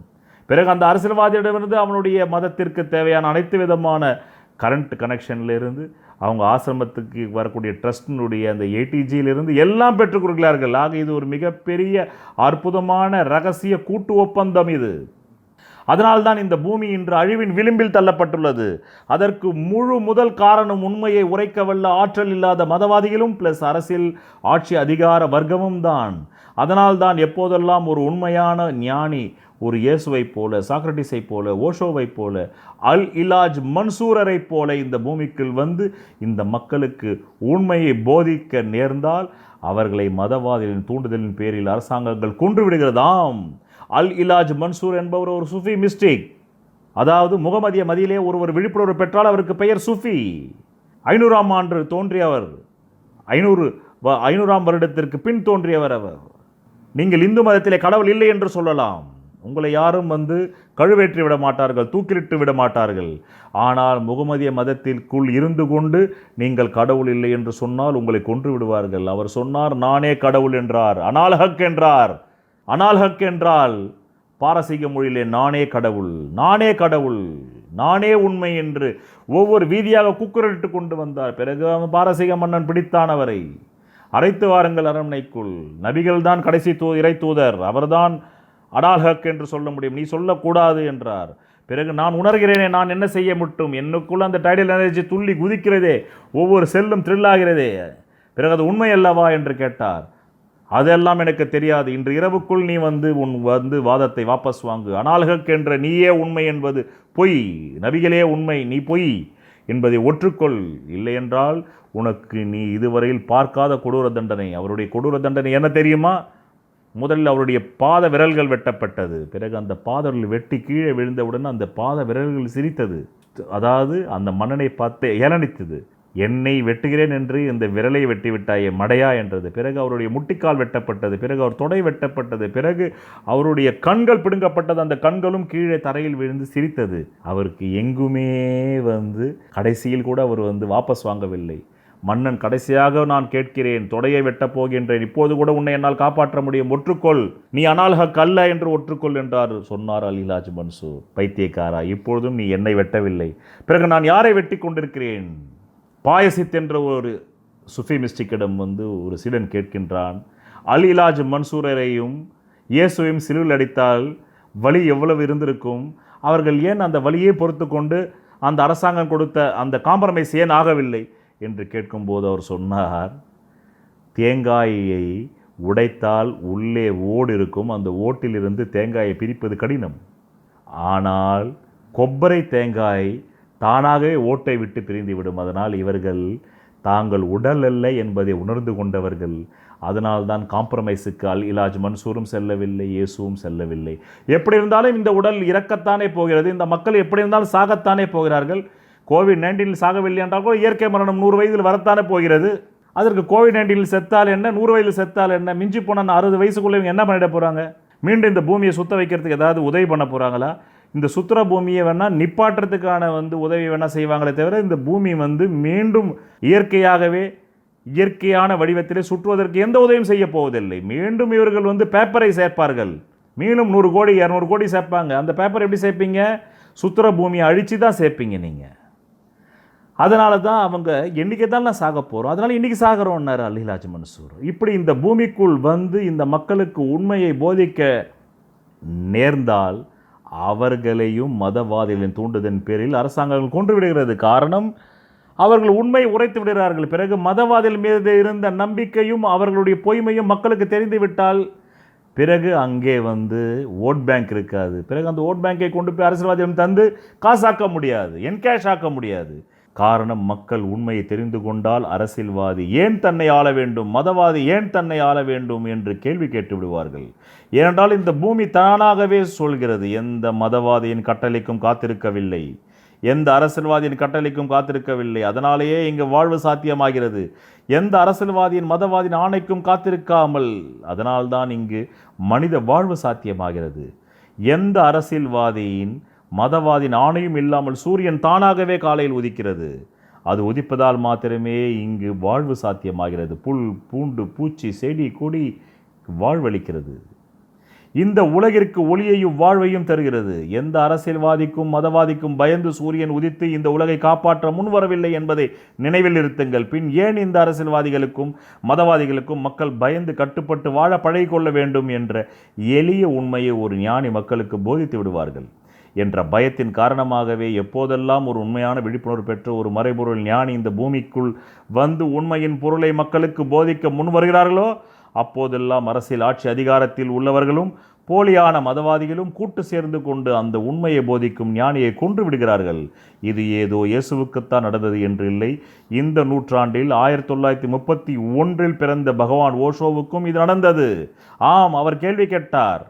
இப்போது கருப்பர் கூட்டம் வந்து முருகப்பெருமானை கேள்வி கேட்டது அல்லவா? பாலதேவராயன் சுவாமிகள் பாடிய அந்த சேரில முறைமாறு தன்னை திருவேல் காக்கட்டும் என்னும்போது ஆபாசம் என்றதல்லவா? இதே ஆபாசம் உங்களுடைய பைபிளில் இருக்கிறது என்று அவர் சுட்டிக்காட்டினார். கன்னி மேரிக்கு இயேசு பிறந்தார் என்று பைபிள் சொல்கிறது. கன்னி மேரிக்கு குழந்தை பிறக்காது. எந்த கன்னிக்குமே ஒரு குழந்தை பிறக்க முடியாது என்று விஞ்ஞானம் சொல்கிறது என்று அவர் எடுத்து உரைத்தார். பிறகு முதல் சண்டையே அமெரிக்க அரசாங்கத்திற்கும் ஓஷோவுக்கும் எப்படி வந்தது என்றால், அவர்கள் சிட்டியிலே போய் பல 100 ஏக்கரா நிலங்களை கேட்டார்கள் வாங்குவதற்கு ஆசிரமத்திற்கு. அதற்கு அவர் சொன்னார்கள், நீங்கள் வந்தியரிகளுக்கு நாங்கள் தர முடியாது என்றார்கள். பிறகு அவர்கள் சொன்னார்கள், நீங்களும் தான் வந்தியரிகள் என்றார் ஓஷோ. பிறகு நீங்களும் யார்?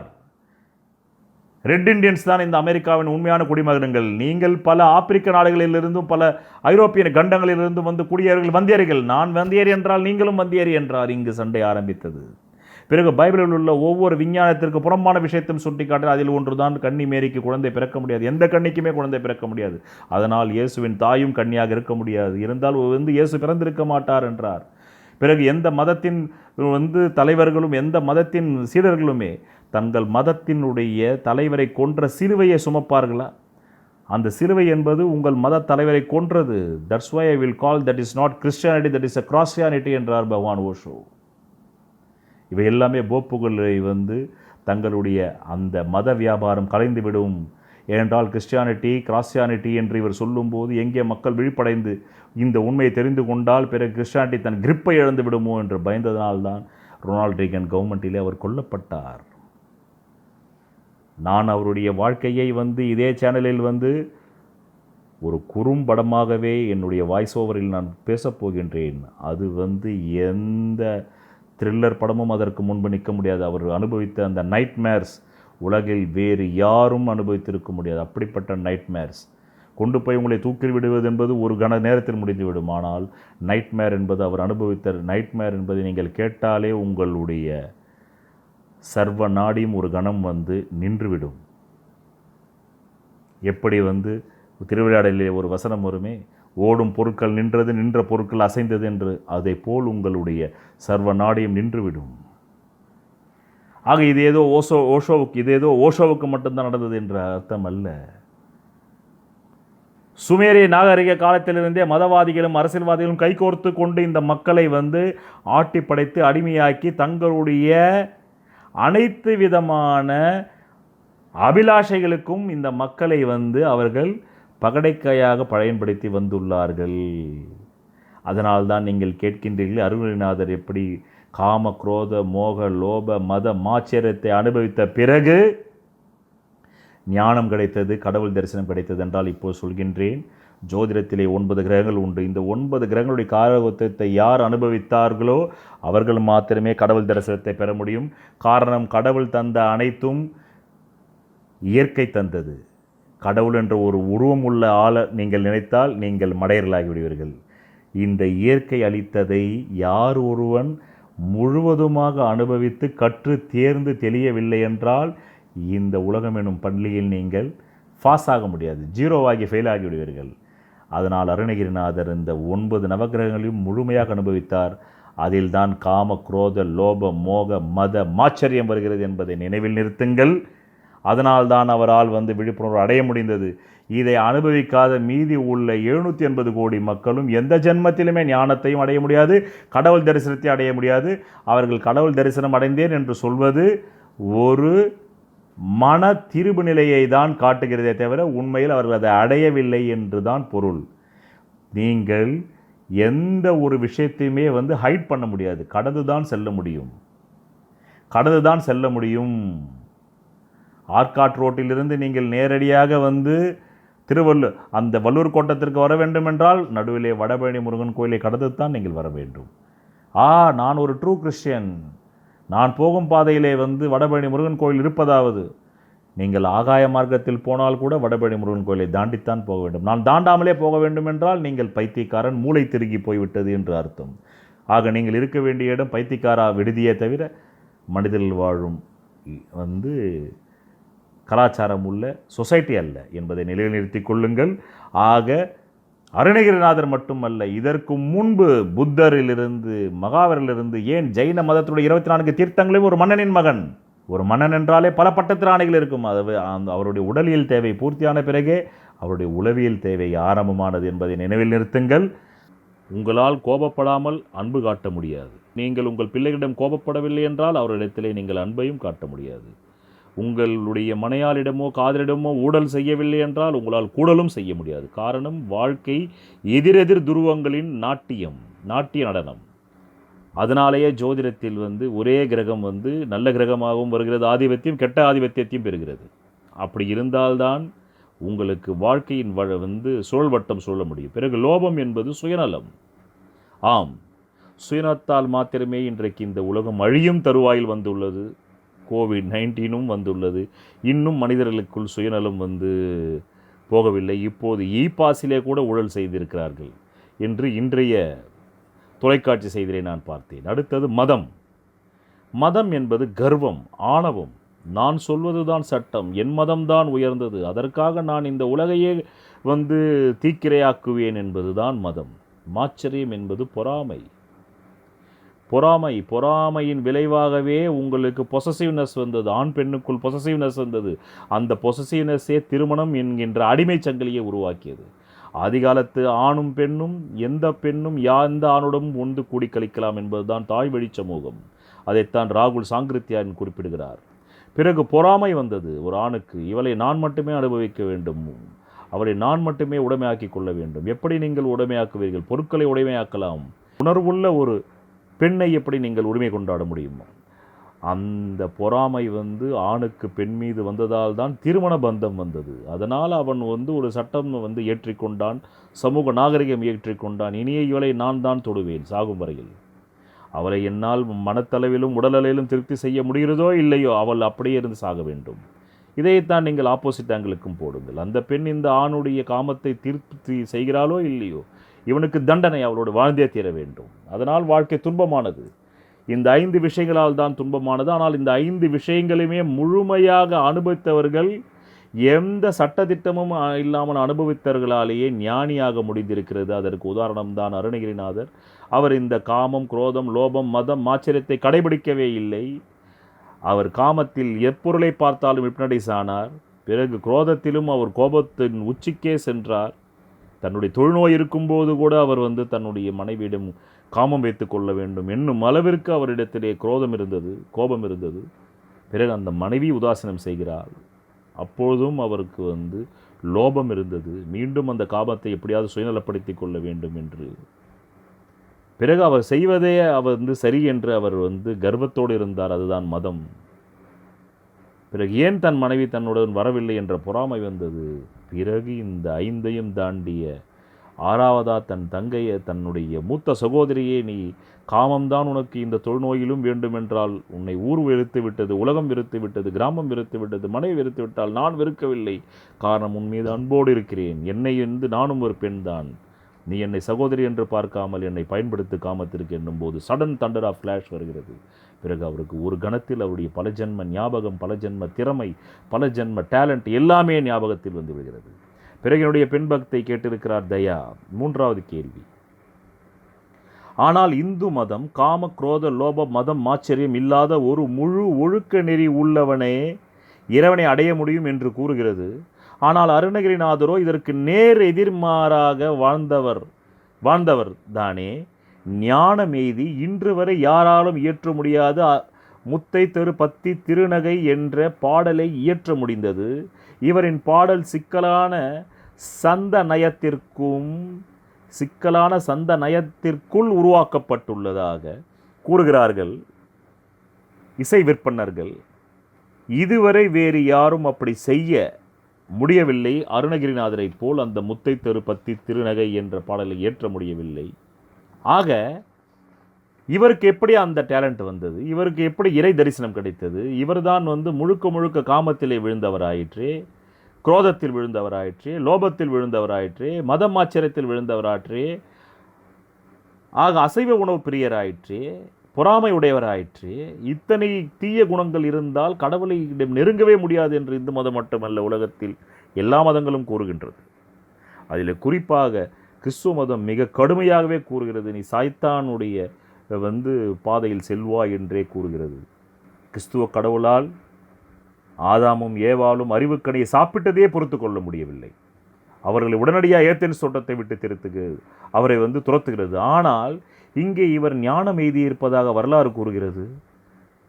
இவர் 12 திருமுறைகளிலே இவருடைய திருப்புகழும் தேவாரத்திற்கு இணையானதாக போற்றப்படுகிறது. கந்தல் அலங்காரம் திருவாசகத்திற்கு இணையாக போற்றப்படுகிறது. கந்தர் அனுபூதி திருமந்திரத்திற்கு இணையாக போற்றப்படுகிறது. ஆக 12 திருமுறைகளிலே இவருடைய 3 திருப்புகழ், கந்தல் அலங்காரம், கந்தர் அனுபூதி, தேவாரம், திருவாசகம் திருமந்திரத்திற்கு இணையாக போற்றப்படுகிறது. அப்படி என்றால் இப்படி ஒழுக்க நெறி இல்லாத வாழ்க்கையை வாழ்ந்தவருக்கு இப்படிப்பட்ட டேலண்ட் எங்கிருந்து வந்தது? ஆக இந்து மதம் கூறும் ஒருவர் இறைவனை தரிசிக்க ஒழுக்க நெருக்கலுடன் இருக்க வேண்டும் என்று. ஆனால் அருணகிரிநாதர் அப்படி வாழவில்லையே. ஆயினும் அவரால் எப்படி இறை தரிசனத்தை பெற முடிந்தது, ஞானம் எய்த முடிந்தது என்றால், தயவு செய்து நீங்கள் மதவாதிகளின் பேச்சை கேட்டால் நீங்கள் இறை தரிசனத்தை பெற முடியாது. விழிப்புணர்வு பெற்ற மறைபொருள் ஞானியர்களின் பேச்சை கேட்டால் நீங்கள் நிச்சயமாக இறை தரிசனத்தை பெற முடியும். மதவாதிகள் சுமேரிய நாகரிக காலத்தில் இருந்தே மக்களை அடிமைப்படுத்தி ஏதாவது ஒரு பயத்தை உருவாக்கி அவர்களை கைக்குள் வைத்து கொண்டு அவர்களுடைய கூட்டு பவரை ஆளும் அரசாங்கத்திற்கு தாரை வார்த்து தந்திருக்கிறார்கள். இதுதான் சுமேரிய நாகரிக காலத்திலிருந்து வந்திருக்கிறது. 500 ஆண்டுகளுக்கு முன்பு எல்லா மேற்கு நாடுகளுமே பிஷப்புகளை தான் நம்பியது. இன்று எப்படி விஞ்ஞானிகளை நம்பி ஸ்டேட்மெண்ட் தருகிறதோ அரசாங்கங்கள், 500 ஆண்டுகளுக்கு முன்பு எல்லா அரசாங்கங்களுமே, கிழக்கில் உள்ள அரசாங்கமான இந்திய அரசாங்கமாகட்டும், மேற்கத்திய அரசாங்கமாகட்டும், அந்தந்த மதத்தின் தலைவர்கள் பேச்சு தான் விஞ்ஞானியின் பேச்சு. ஏனென்றால் அப்பொழுது விஞ்ஞானம் வளரவில்லை. ஒரு காலரா வருகிறதா, மதவாதியை கூப்பிடு, அவரிடத்திலிருந்து ஒரு ஸ்டேட்மெண்ட் வாங்கி மக்களிடம் கொடு, மக்கள் அமைதியாகி விடுவார்கள். பிறகு அவருக்கு தேர்தல் வர வேண்டுமா, இந்த மதவாதிகள் இந்த கட்சிக்கு ஓட்டு போடு என்றால் மக்கள் போட்டு விடுவார்கள். பிறகு அவர்தான் அவருக்கு தான் எல்லாமே தெரியும். இன்றைக்கு வரக்கூடிய கோவிட்-19 எப்போது தீரும் என்பது மதவாதிக்குத்தான் தெரியும். 500 ஆண்டுகளுக்கு முன்பு எந்த தொற்று நோயாக இருந்தாலும் அவர்தான் தீர்க்கக்கூடியவர், அவர்தான் விஞ்ஞானி. இப்போது நிலைமை மாறி அது விஞ்ஞானிகள் கையில் வந்திருக்கிறது. அன்றைக்கு மதவாதி தான் மருத்துவனாகவும் விஞ்ஞானியாகவும் இருந்தால், ஆனால் இன்றைக்கு விஞ்ஞானி மதவாதியைப் போலவும், இன்றைக்கு விஞ்ஞானி மதவாதியைப் போல் பேசிக் கொண்டிருக்கிறான். கோவிட்-19 எப்போது செல்லும் என்றால் நம்ம எடப்பாடி பழனிசாமி அவர்கள், தமிழக முதலமைச்சர் எடப்பாடி பழனிசாமி அவர்கள் கடவுளுக்குத்தான் தெரியும் என்கிறார். பிறகு எதற்காக விஞ்ஞானி? விஷயம் சின்ன லெவல் தான் மாறி இருக்கிறது. அன்றைக்கு பூசாரி விஞ்ஞானியாக மக்களுக்கு அறிவுரை சொன்னான். இப்போது நிலைமை அப்படியே மாறி விஞ்ஞானி பூசாரியைப் போல் மக்களுக்கு அறிவுரை சொல்கிறார். கோவிட்-19க்கு எப்போது நீங்கள் வேக்சின் கண்டுபிடிப்பீர்கள்? அது யாருக்கு தெரியும்? உனக்கு தெரியுமா? நான் விஞ்ஞானி, எனக்கு தெரியுமா? எனக்கு தெரியாது, கடவுளுக்கு தான் தெரியுன்றாங்க. அப்புறம் இது எதுக்கு உனக்கு விஞ்ஞானி என்ற டைட்டில் அப்படின்னு நம்ம மைண்ட் வாய்ஸ் கேட்குது இல்லை? உங்கள் மைண்ட் வாய்ஸும் கேட்குது, என் மைண்ட் வாய்ஸும் கேட்குது இல்லை? பதில் இல்லை விஞ்ஞானத்திலும். இதை பற்றி நான் விளக்கம் வருகின்றேன். ஆக இது 4வது கேள்வி. இப்போது 5வது கேள்வி அவர் என்ன கேட்கின்றார்? முதலும் கடைசியுமாக நான் கேட்கவிருப்பது, உருவாய் அருவாய் உளதாய் இலதாய் மறுவாய் மலராய் மணியாய் ஒளியாய் கருவாய் உயிராய் கதியாய் விதியாய் குருவாய் வருவாய் அருள்வாய் குகனே என்ற எப்பேற்பட்ட பாடல் அது. ஆக இந்த பாடலை ஞான வேட்கை அடைய வேண்டும் என்ற விளிம்பில் நிற்கும் ஆத்மாக்களுக்கு சட்டென்று புரியும்படி நன்றாக கவனிக்க வேண்டும். என் பெண் பக்தை தயா மிக அற்புதமாக வார்த்தைகளை பயன்படுத்தியுள்ளார். ஆக இப்படிப்பட்ட உருவாய் அருவாய் இறைவனான பரபிரம்மத்தை பார்த்து பாடுகிறார். இது ஒரு முருகக் கடவுளை பார்த்து அவர் பாடவில்லை, அந்த நிலையை தாண்டி விட்டார். உருவக் கடவுளை இல்லை உலகத்தில் என்றும் அந்த நிலையை அவர் அடைந்து விட்ட பிறகு பாடிய பாடல் இது. அதற்கு முன் பாடிய பாடல் எல்லாம் வேறு மாதிரி. இந்த பாடலை பாடும் கணத்திலே அவர் அருவத்தோடு கலந்து விட்டதை தான் காட்டுகிறது. அதனால் தான் அவர் வாயிலிருந்து வருகிறது, பரபிரம்மே நீ உருவாய் இந்த பூமிக்குள் வந்திருக்கிறாய். ஆனால் நீ அருவாய்தான் இருக்கிறாய். அதனால்தான் உருவாய் அருவாய். பிறகு உன்னை ஞான கண்களால் பார்ப்பதற்கு நீ உளதாய், அஞ்ஞான கண் கொண்டு பார்த்தால் நீ இலதாய் மறைந்து விடுகிறாய். அதுதான் விளக்கம் அந்த பாடலுக்கு. உருவாய் பரபிரம்மே நீயே என் தாய், நீயே என் தந்தை, நீயே என் தமக்கை, நீயே என் மனைவி, நீயே என் காதலி, நீயே என் காமத்து பைங்கிலி. அதனால் அப்பொழுது நீ உருவத்தோடு தான் வருகிறாய் இடத்திலே. ஆனால் உன்னுடைய ஆதி மூலத்தை தேடினால் அது அருவத்தில் இருக்கும். உன் ஆதி மூலத்தை தேடி ஞானியர்கள் 33 கோடி தேவர்கள் சென்றாலும் சரி, பிரம்மா விஷ்ணு சிவன் சென்றாலும் சரி, உன்னை உருவத்தில் பார்க்க வேண்டும் என்றால் எங்கும் பார்க்க முடியாது என்பதை நான் கண்டுகொண்டேன். பிரம்மமே, இது முருகனை பார்த்து பாடவில்லை. முருகனை பார்த்து பாடியிருந்தால் ஏதாவது ஒரு இடத்திலே முருகா என்று கொண்டு வந்திருப்பார். அவர் உருவாய் என்கிறார். முதல் வார்த்தையே உருவாய். பரபிரம்மே நீ உருவாய்தான் இருக்க முடியும். இல்லை என்றால் நான் தொட்டு மகிழும் என் ஆசை பைங்கிலி, என் காம வேட்கைக்கு வந்து அத்தனை தாசி பெண்களும் நீயே. அதைத்தானே உபநிஷத்துக்கும் சொல்கிறது. பிரம்ம முதலில் பசுமாட்டை படைத்தது, பிறகு அதனுடைய அழகில் மயங்கி அதுவே காளையாக உருவெடுத்தது. ஆக எந்த மனிதன் எந்த அழகான பெண்ணை துரத்தினாலும் அது பிரம்மமே துரத்துகிறது. இந்த மனிதன் யார்? அவனின்றி அணுவும் அசையாது என்று நீங்கள் வார்த்தைக்கு 300 முறை சொல்கிறீர்களா? அவனின்றி அணுவும் அசையாது என்றால் இவனுக்குள் அந்த அணுவும் இல்லை என்றால் இவன் எப்படி இச்சை கொள்ள முடியும்? இவனுக்குள் இருக்கும் பிரம்மம் இச்சை கொள்கிறது. சில நேரங்கள் அந்த பிரம்மம் மிகுந்த வேட்கையோடு இச்சை கொள்ளும் போது அருணகிரிநாதரை போல் பல தாசி பெண்கள் வீட்டுக்கு போய் சொத்தை இழக்க வேண்டிய நேரம் வருகிறது. அதே பிரம்மம் தான் ஜெயின மதத்துடைய 24 தீர்த்தங்கர்களுமே ஒரு மன்னனின் மகன் என்றால் நீங்கள் ஆச்சரியப்படுவீர்கள். அவர்கள் எல்லோருமே மன்னனின் மகன். காரணம், அவருடைய உடல் தேவை பூர்த்தியாகிவிட்டது. அவருடைய உடல் தேவை என்பது என்ன? காம குரோத மோக லோப மதம் ஆச்சரியம் பூர்த்தியாகிவிட்டது. இப்போது அவருடைய அகத்தேவை வந்துவிட்டது. அதுதான் உளவியல் தேவை, சைக்கலாஜிக்கல் நீடு வந்துவிட்டது. ஜெயின மதத்துடைய 24 தீர்த்தங்களும் மன்னனின் மகன். மன்னனின் மகன் என்றால் அவர்கள் நினைத்த பெண்ணை அவர்களால் வந்து காமம் புரிய முடியும், நினைத்த பட்டத்திராணிகளை வைத்துக் கொள்ள முடியும், அந்த புறத்திராணிகளை வைத்துக் கொள்ள முடியும். பிறகு அதிலெல்லாம் சலிப்பு வந்தவர்கள் தான் தீர்த்தங்களாக மாறினார்களே தவிர எந்த அனுபவமும் இல்லாமல் ரோட்டில் திரிந்து கொண்டிருந்தவன் ஆகவில்லை. எல்லாவற்றையும் பார்த்தவனால்தான் எல்லாவற்றிலும் ஒன்றுமில்லை என்ற சலிப்பு தட்ட முடியுமே தவிர ஒரு பாதாம் பிஸ்தாவுக்கு கூட இயங்கும் ஏழையால் அந்த பாதாம் பிஸ்தா வந்துவிட்டால் நமக்கு எல்லா விதமான நோய் எதிர்ப்பு சக்தி வந்துவிடும் என்று நினைக்கும் முட்டாளாகத்தான் இருப்பான். அதனால் தான் பகவான் ஓஷோ சொல்வார், ஒரு பணக்காரன் என்றைக்காவது ஒரு நாள் இறைவனை அறிந்து கொள்ள முடியும். காரணம், பணத்தில் ஒன்றும் இல்லை என்ற அறிவாது அவனுக்கு வரும். ஆனால் ஒரு ஏழை என்னதான் ஒழுக்க நெறியாளனாக இருந்தாலும் ஆன்மீகவாதியாக காட்டிக்கொண்டாலும் அவனால் என்றைக்குமே இறைவனை அறிய முடியாது. காரணம், அவனுக்கு பணம்தான். உள்ளே வந்து அவன் பணத்துக்காக ஏங்குவான், வெளியிலே ஆன்மீகவாதி வேடம் போடுவான். காரணம், அவனிடத்திலே பணம் இல்லை. அதனால் அவன் பணம் வந்தால் அவனால் இறைவனை கண்டுகொள்ள முடியும், மேலும் தன் நினைத்ததெல்லாம் நடக்கும் என்று நினைப்பான். ஆனால் பணக்காரனிடம் பணம் வந்த பிறகும் இறைவனை அறிய முடியவில்லை. மேலும் அந்த பணம் வைத்துக்கொண்டு அவனால் இன்பமாகவும் வாழ முடியவில்லை. எல்லாவற்றிலும் சலிப்பு தட்டுகிறது. ஒரு பெண்ணிடம் போகின்றான், 2 பெண்ணிடம் போகின்றான், 3 பெண்ணிடம், எல்லாரிடமுமே அவனுக்கு வந்து ஒரு கட்டத்திற்கு மேல் சலிப்பு தட்டுகிறது. அப்போது சலிப்பு என்றால் இதற்கு மேறு என்ன வேண்டும் என்னும் போது ஒரு நாள் இறைவனை கண்டு கொள்வான். அதனால் தான் ஏழை நாட்டிலே நம்பிக்கை அதிகமாக இருக்கும், பணக்கார நாட்டிலே நம்பிக்கை வீழ்ந்துவிடும். காரணம், அவர்களுக்கு பணம் வந்த பிறகும் அவர்களுக்கு நிம்மதி இல்லை. இவர்களுக்கு பணம் வந்தாலே நிம்மதி வந்துவிடும் என்று நினைத்துக் கொள்வார்கள். அதனால் தான் பகவான் ஓஷோ சொல்வார், நீ துன்பத்தை தேர்ந்தெடுக்க வேண்டும் என்றால் ஒரு பணக்காரனின் துன்பத்தை தேர்ந்தெடு. காரணம், அதில் நீ ஏதாவது கற்க முடியும். ஏழையின் துன்பத்தில் எதையுமே கற்க முடியாது. ஆக இதுதான் என் பெண் பக்தை தயா கேட்ட, எப்படி அருணகிரிநாதருக்கு காம குரோத லோப மோக மத மாச்சரியம் அனுபவித்த பிறகும் முருகப்பெருமானின் தரிசனம் கிடைத்தது. பிறகு அவரால் வந்து அத்தி திருநகை என்ற அந்த பாடலை பாட முடிந்தது. பிறகு அவரே உருவாய் அருவாய் உளதாய் இளதாய் மறுவாய் மலராய் மணியாய் ஒளியாய் கருவாய் உயிராய் கதியாய் விதியாய் குருவாய் வருவாய் அருள்வாய் குகனே என்று அற்புதமாக தன்னுடைய கந்தர் அனுபூதியின் 51வது பாடலை பாட முடிந்தது. இதற்குள் வந்து நான் சொல்கின்றேன், அனைத்து மறைபொருள்களெல்லாம் மாபெரும் மறைபொருள் இந்த உருவாய் அருவாய் உளதாய் இளதாய் என்று கூறி மீண்டும் அருணகிரிநாதருடைய வாழ்க்கையை வரலாறு அடுத்த வாரமும் தொடரும். நன்றி, வணக்கம். ஒரு மனிதன் அவன் ஜாதகத்தை அறிந்து கொண்டால்தான் அவன் வாழ்க்கையில் வெற்றி நிச்சயம். சொல்வதெல்லாம் பலிக்கும் அபூர்வ வாக்கு சக்தி பெற்றவர் மெஹ்ரு அவர்கள். உங்கள் வாழ்க்கையில் பணம், புகழ், பதவி, திருமணம், குழந்தை பேறு, உயர்கல்வி, வெளிநாட்டு யோகம், கலைத்துறையில் வெற்றி, அரசியலில் வெற்றி போன்ற இன்னும் எண்ணற்ற உங்கள் வாழ்வின் கேள்விகளுக்கு ஒரு மனிதன் அவன் ஜாதகத்தை எப்படி அறிந்து கொள்வது? Contact ஜோதிட Sadguruji Mehru. Address Quality Complex, first floor, new number 45, wall number 12, Arunachalam Road, Saligramam, Chennai 93. Phone 0442376072. Contact 9952959962, 98409 57612.